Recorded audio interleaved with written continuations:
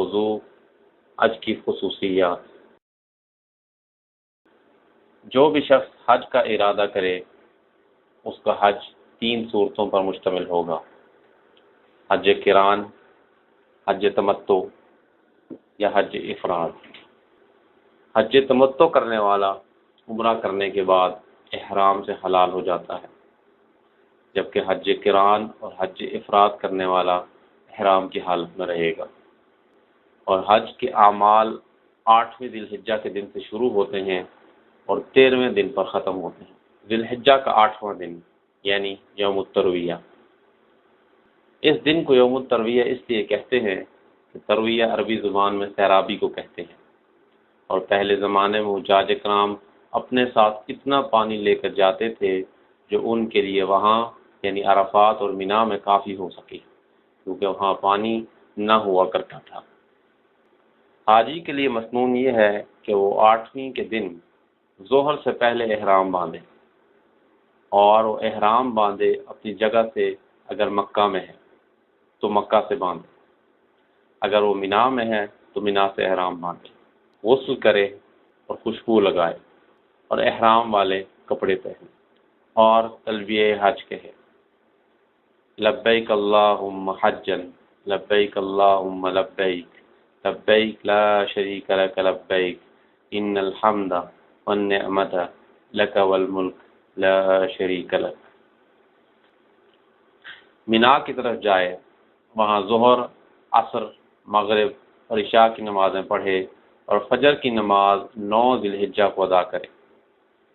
ہر نماز اس کے وقت میں ادا کرے اور 4 رکعت والی نماز میں قصر کرے گا، اور 9 ذی الحجہ کو سورج کے نکلنے تک مینا میں رہے گا، اور تلبیہ کثرت سے کہنا مسنون ہے۔ ذی الحجہ کا 9واں دن یعنی یوم عرفہ۔ اس دن جب سورج طلوع ہو تو حاجی تلبیہ کہتے ہوئے عرفہ کی جانب روانہ ہو، اور سنت طریقہ یہ ہے کہ حاجی مسجد نمرہ میں سورج کے زوال تک قیام کرے اگر یہ اس کے لیے آسان ہو۔ مسجد نمرہ عرفات کی حدود پر واقع ہے۔ پس جب سورج ڈھل جائے اور ظہر کا وقت داخل ہو جائے تو مسلمانوں کا امام یا اس کا نائب خطبہ دے، اور مناسب یہ ہے کہ خطبہ مسلمانوں کی موجودہ حالت پر مشتمل ہو، اور خطبے میں توحید کا درس ہو اور ان کو حج کے احکام اور دین کی اہم باتیں بتلائے۔ پھر ظہر اور عصر کی نمازیں قصر کر کے پڑھی جائیں گی۔ اگر حاجی مسجد نمرہ میں رکے بغیر عرفات میں داخل ہو جائے تو یہ بھی جائز ہے۔ عرفہ میں حاجی کا وقوف ضروری ہے، چاہے کھڑا ہو یا بیٹھا ہو یا لیٹا ہو یا سوار ہو۔ وقوف سے مراد قیام ہرگز نہیں ہے۔ عرفہ کا وقوف حج کا لازمی رکن ہے۔ وقوف عرفہ کے بغیر حج ادا نہیں ہوتا۔ جب وقوف عرفہ فوت ہو جائے تو حج بھی فوت ہو جاتا ہے، کیونکہ آپ صلی اللہ علیہ وسلم نے فرمایا حج عرفہ ہے۔ 9 ذی الحجہ کو طلوع فجر سے وقوف عرفہ کا وقت شروع ہو جاتا ہے، اور 10 ذی الحجہ کو طلوع فجر تک ختم ہو جاتا ہے۔ اگر کوئی شخص عرفہ میں ایک لمحے کا قیام بھی کر لے تو اس کا حج ادا ہو جاتا ہے، اور اگر کوئی شخص عرفہ میں بالکل وقوف نہ کر سکے تو اس کا حج ادا نہیں ہوگا، کیونکہ ابن عباس سے مرفوع حدیث ہے کہ جس نے وقوف عرفہ طلوع فجر سے پہلے پا لیا تو اس نے حج کو پا لی۔ عرفہ سب کا سب وقوف کے لیے ہے، جہاں چاہے وقوف کرے۔ آپ صلی اللہ علیہ وسلم نے چٹانوں کے قریب قبلہ رخ ہو کر وقوف کیا تھا، اور آپ صلی اللہ علیہ وسلم نے فرمایا کہ میں یہاں وقوف کر رہا ہوں، اور عرفہ سب کا سب وقوف کے لیے ہے۔ اگر حاجی کو دقت پیش نہ ہو تو جہاں پر آپ صلی اللہ علیہ وسلم نے وقوف کیا وہاں وقوف کرے، لیکن اگر مشکل پیش آئے تو جہاں بھی آسانی ہو وہاں وقوف کرے۔ عرفہ سے پہلے ایک وادی ہے جس کا نام وادی عرفہ ہے، وہاں وقوف کرنا ٹھیک نہیں ہے۔ پہاڑی پر اور چٹانوں پر بھی نہ چڑھے۔ عرفہ کی تمام حدود معلوم ہیں، اور اب تو وہاں جدید علامات نصب کی گئی ہیں جو کہ ہر طرف سے بالکل واضح نظر آتی ہیں۔ عرفات میں وقوف کے دوران حاجی کیا کرے؟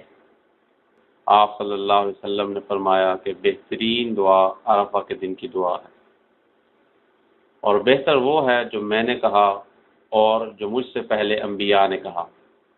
ترجمہ: نہیں ہے کوئی معبود مگر اللہ کے، وہ اکیلا ہے اور اس کا کوئی شریک نہیں ہے، اسی کے لیے بادشاہت ہے اور اسی کے لیے تعریف ہے، اور وہ ہر چیز پر قادر ہے۔ اور زیادہ مناسب یہ ہے کہ مسنون دعاؤں کا ورد کریں اور اپنی طرف سے دعائیں مانگنے سے اجتناب کریں۔ اگر قرآن پاک کی تلاوت کرتا ہے تو یہ بھی اچھا ہے، اور آپ صلی اللہ علیہ وسلم پر درود بھیجتا رہے۔ حاجی کے لیے ضروری ہے کہ وہ اس دن کی عظمت اور فضیلت کو ذہن میں رکھے، اور اللہ تعالیٰ اس دن اپنے بندوں کے ساتھ نہایت سخاوت والا معاملہ کرتے ہیں، اور فرشتوں کے سامنے اپنے بندوں پر فخر کرتے ہیں اور بخشش کے دروازے کھولے رکھتے ہیں، لوگوں کو زیادہ سے زیادہ آگ سے نجات دلاتے ہیں۔ آپ صلی اللہ علیہ وسلم نے فرمایا، عرفہ کے علاوہ کوئی اور دن ایسا نہیں جس میں اللہ جل شانہ زیادہ سے زیادہ اپنے بندوں کو آگ سے نجات دیتا ہے۔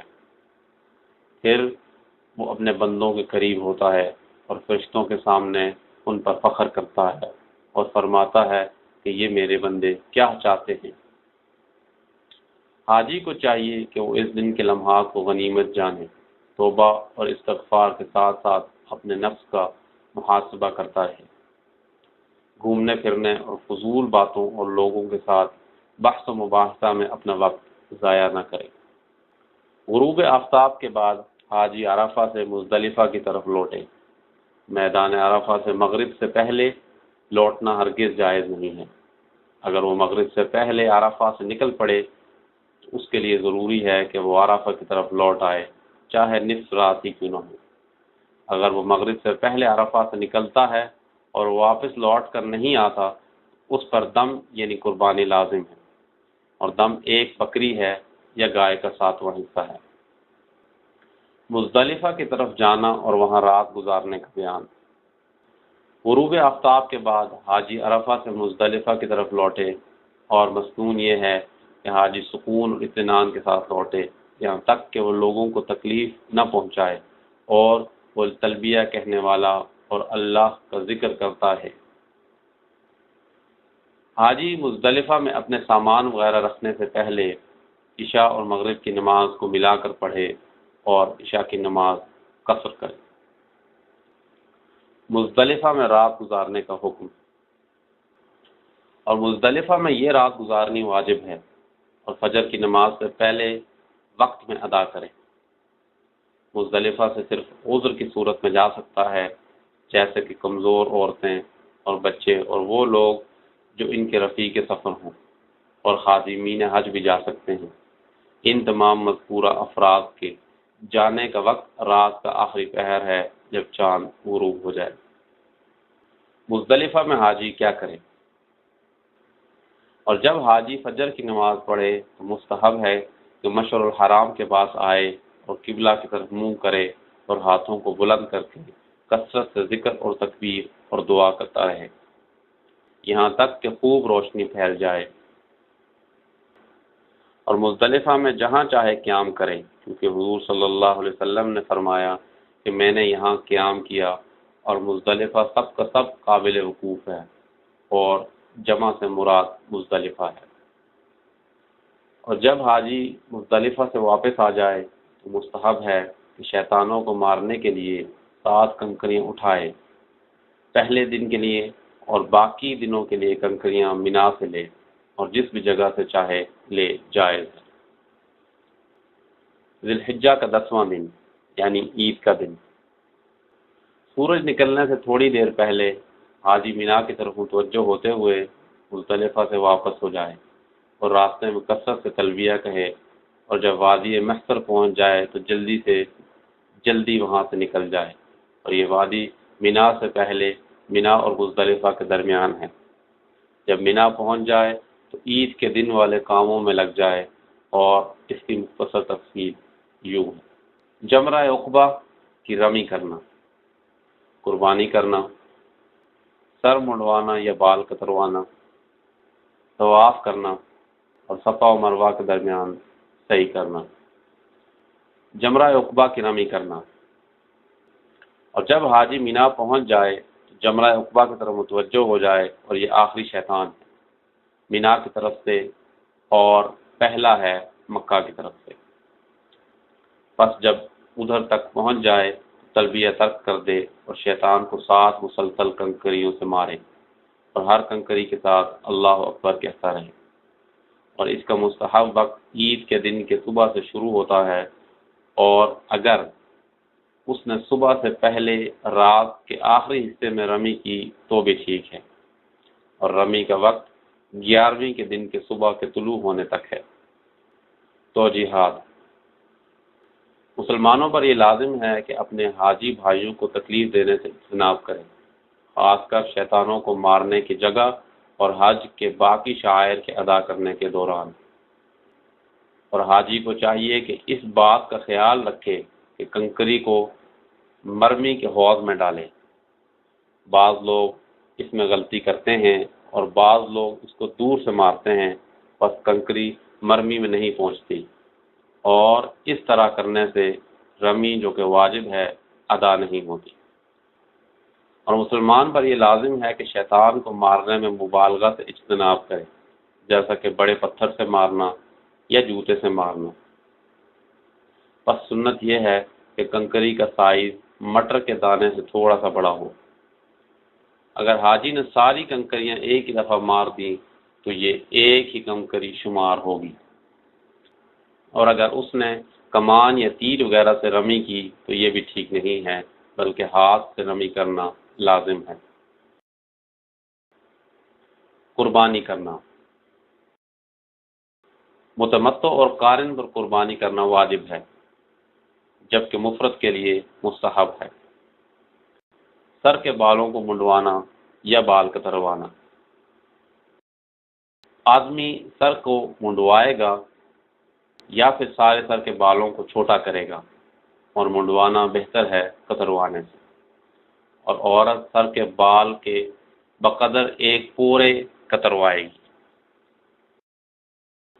طواف افاضہ: اس طواف میں رمل اور اطباء نہیں ہے، اور طواف کے بعد مقام ابراہیم پر 2 رکعت ادا کرے، اور پہلی رکعت میں سورۃ الکافرون پڑھے اور دوسری رکعت میں سورۃ الاخلاص پڑھے، اگر اس جگہ نماز پڑھنے میں آسانی ہو۔ بہتر اس طواف میں یہ ہے کہ رمی اور حلق کے بعد وہ احرام کے کپڑے اتار لے اور معمول کے کپڑے پہن لے اور خوشبو لگا لے۔ حضرت عائشہ کی حدیث جس میں وہ فرماتی ہیں، میں رسول اللہ صلی اللہ علیہ وسلم کو احرام کے لیے خوشبو لگاتی تھی۔ جب آپ صلی اللہ علیہ وسلم احرام باندھتے تھے اور جب وہ احرام سے حلال ہو جاتے تب بھی بیت اللہ کے طواف سے پہلے خوشبو لگاتی تھی۔ طواف کا وقت عید والے دن طلوع فجر کے بعد شروع ہوتا ہے، اور وہ حاجی جس نے بڑھاپے یا کمزوری کی وجہ سے مزدلفہ سے آنے میں جلدی کی تو اس کے لیے عید کی رات کے آخری حصے میں بھی طواف افاضہ کرنا جائز ہے، اور طواف وداع کو عید کے دن سے لیٹ بھی کیا جا سکتا ہے، لیکن یہ افضل نہیں ہے بلکہ خلاف راجح ہے۔ صفا و مروہ کے درمیان سعی: طواف افاضہ کے بعد حج تمتع کرنے والے پر لازم ہے کہ وہ صفا و مروہ کے درمیان سعی کرے، اور حج افراد اور قران کرنے والے اگر طواف قدوم کے بعد صفا و مروہ کے درمیان سعی کر چکے ہوں ان پر طواف افاضہ کے بعد سعی نہیں ہے، اور جب حاجی طواف افاضہ اور سعی